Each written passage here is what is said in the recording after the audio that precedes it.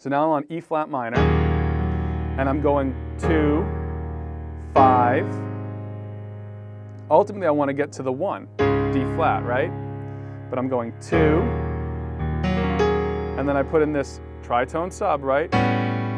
It's the 5 going to A flat 7, and that A flat 7 is going to be the sus chord.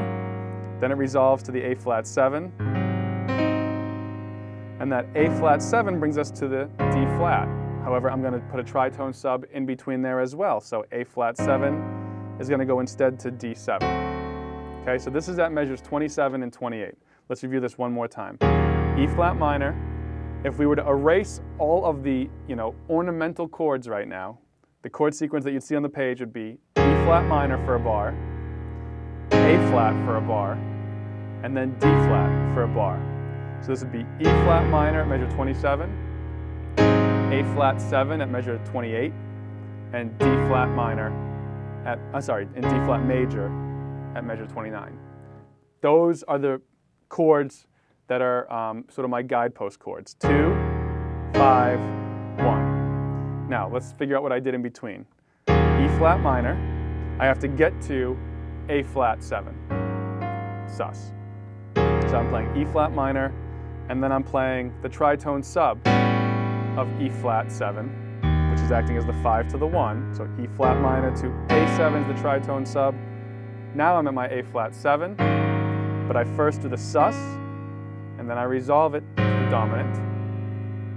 And instead of going right to the D flat major, I'm going to play my D7, which again is my tritone sub.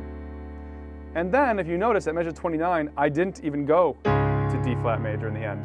I went to F minor. Well, you can think of it as F minor. You can also think of it as D flat over F. All right, because in the key of A flat, there's a really strong relationship between D flat major 7. D flat major 7 looks a lot like an F minor. It's got a F minor triad in there. So you can think of, D flat and F minor. There is certainly some commonality there. And so that's kind of what I'm using here. D flat 7 would normally pull us to that, D7 would normally pull us to that D flat major chord. Here, I'm taking D7 and going to F minor and kind of thinking of it as D flat over F. And then I'm also thinking of that E flat chord, this next chord in measure 30, as E flat major, but over the G, so the G in the bass. And then I go back to this same chord sequence that I liked, and it's going to be the basis of my arrangement, this E major 7 to E flat 7 sus.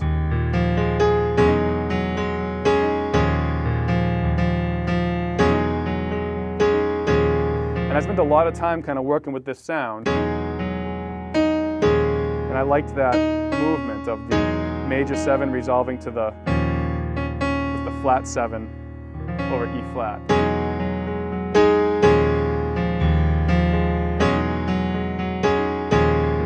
And I also spent some time playing over it. Kind of trying to play between E flat dominant, E flat sus and E flat major and E major, and trying to find just, solo ideas.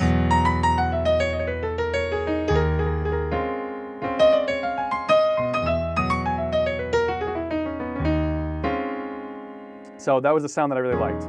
So now let's just review one time quickly what's going on here. At 24, 25, I'm walking up. Now through all chromaticism,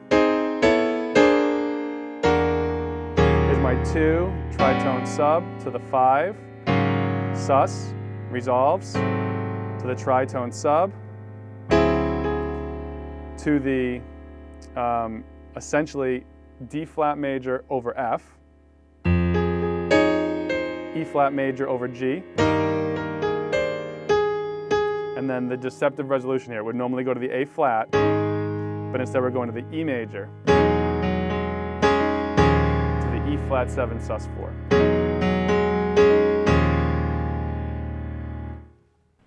Thanks for taking a look at this video. If you'd like to be notified the next time I release free content on YouTube, you can click on the subscribe button on this page. It's absolutely free to subscribe to our YouTube channel. Now, if you'd like to study with me for free for 30 days, click on the Piano Success Playbook in the bottom left-hand side, and you'll get 30 days of lessons absolutely free of charge. I look forward to working with you in the next lesson.